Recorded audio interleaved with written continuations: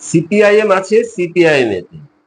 আজ বারাসত হরিতলা মোড়ে একটি পথসভা ছিল ডিওয়াইএফআই এবং এসএফআই এর। সেখানে ওমর খালিদকে কেন ছাড়া হবে না, তারপরে ভারত তেরে টুকরা হোঙ্গে, তারপরে হিন্দুত্ববাদী সংগঠনদের বিরুদ্ধে উল্টোপাল্টা কথাবার্তা, এগুলো নিয়ে একটা বিরাট ক্যাচালের সৃষ্টি হয়েছে। দেখুন, এরা সারা জীবন দেশ বিরোধিতা হিন্দুত্ব বিরোধিতাই করে গেল, কিন্তু চীনের অবৈধ সন্তানেরা। আগে দেখুন ঘটনাটা কি হয়েছে। বলতে আমাদের বারাসাত হরিতলা মোড়ে ওখানে এসএফআই ডিওএফ এর উদ্যোগে একটি সভা হচ্ছিল। তো সেই সভা থেকে স্লোগানিং উঠছে ভারত তেরে টুকরে হোঙ্গে। উমার খালিদ, যে ভারতে আতঙ্কবাদী টেরিস্ট অ্যাটাক যার সাথে যুক্ত ছিল উমার খালিদ, সেই উমার খালিদকে রিহা করতে হবে, মানে ছাড়তে হবে।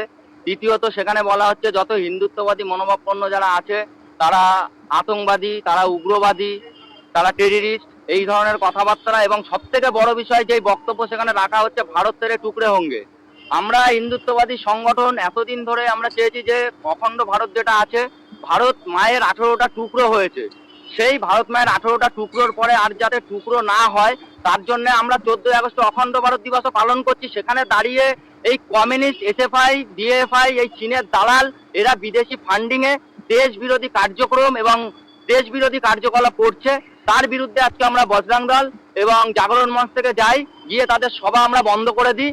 যে দেশের খাবে, দেশের পড়বে, দেশের ফ্যাসিলিটি নেবে, আর চীনের কিংবা বিদেশি শক্তির হয়ে জিন্দাবাদ বলবে, সেটা আমরা বিশ্ব হিন্দু পরিষদ, বজরং দল, জাগরণ মঞ্চ, আমরা যারা রাষ্ট্রবাদী সংগঠন আছি, আমরা বেঁচে থাকতে কোনোদিন দেশে থেকে দেশ বিরোধী যে কথা বলবে তার এগেনস্টে আমরা তোলাই হবে, তার এগেনস্টে আমরা করবো। সভাটা করছিল এসএফআই আর ডিওএফআই। এখন চাইছো এখন ওদের নামে আমরা এফআইআর করব, তাদের যাতে দৃষ্টান্তমূলক শাস্তি হয়। কারণ আমরা রাষ্ট্রবাদী সংগঠন, আমরা সংবিধান মেনে চলি, যার কারণে আমরা তার গায়ে হাত দিইনি। আমরা প্রশাসনের ডেকেছি, প্রশাসনটা এসছে, তারপরে আমরা এখন প্রশাসনের কাছে এসছি, আমরা এটা করার। দ্বিতীয়ত এর পরের বার থেকে এরকম দেশ বিরোধী যদি কোনো কার্যকলাপ কোথাও হয়, বজরং দল জাগরণ মঞ্চ ঢুকে চামড়া গুটিয়ে দেবে।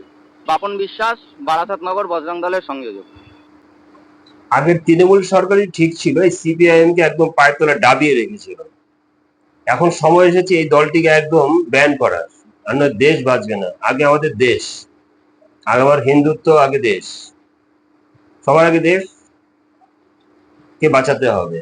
আর এরা থাকলে কিন্তু দেশ বিরোধিতাই করে যাবে। এদের স্লোগান হচ্ছে ভারত তেরে টুকরো টুকরো হোঙ্গে। এদেরকে একদম ব্যান করা উচিত।